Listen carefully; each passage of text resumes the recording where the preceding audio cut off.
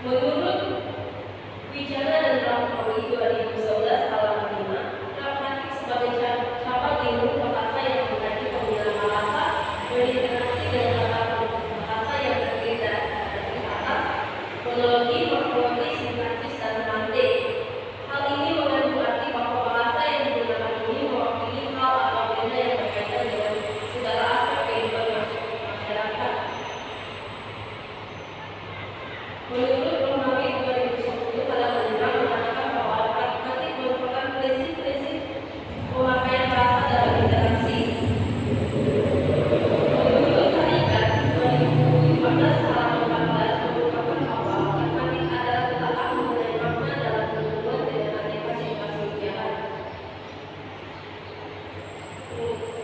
Selanjutnya yaitu pengertian tindak tutur. Tindak tutur adalah segala individual yang bersifat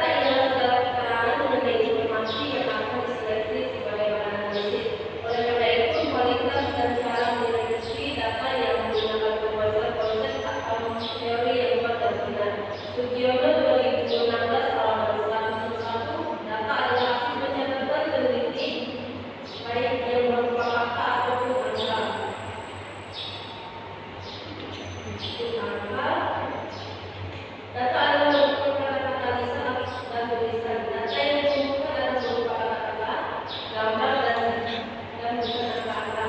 Sedangkan menurut 2011 halaman 146, data adalah rangkaian fakta yang dibentuk atau disusun berdasarkan kerangka bukit dan metode tertentu, yaitu kerangka bukitnya.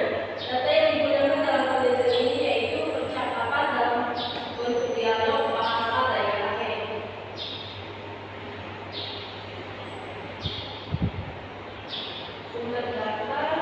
Sumber data penelitian. Sumber data adalah asal dari mana data itu diperoleh. Menurut Sugiarto 2017 halaman 172 merupakan bahwa sumber data dalam penelitian kualitatif adalah subjek dari mana data diperoleh. Sedangkan data adalah kata-kata lisan atau tulisan. Berkaitan dengan itu, data dibagi jenis data dalam penelitian kualitatif ke dalam kata-kata dan bilangan. Sumber data tertulis, foto, dan foto. Apabila sudah menggunakan dokumentasi seperti tabel, maka selanjutnya yang bersumber data.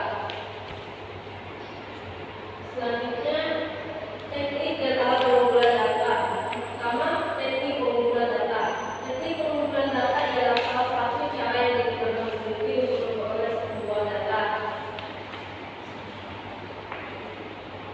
Alat pengumpulan data adalah alat yang digunakan peneliti dalam melakukan penelitian. Dengan teknik data yang telah ditentukan, maka perlu menerapkan alat pengumpulan data yang tepat dan sesuai dengan penelitian. Teknik analisis data.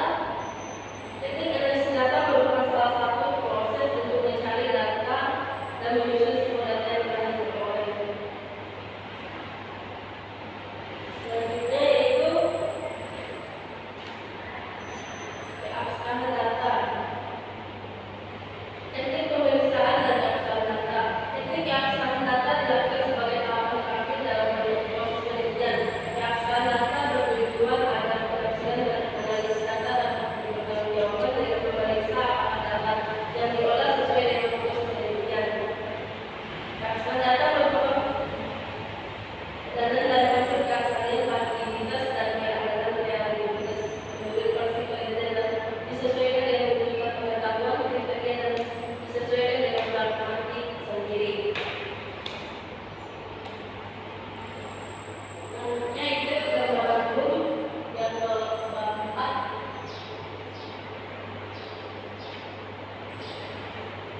Gambaran umum pada penelitian ini yaitu mencakup atau memaparkan tentang proses penelitian yang peneliti lakukan.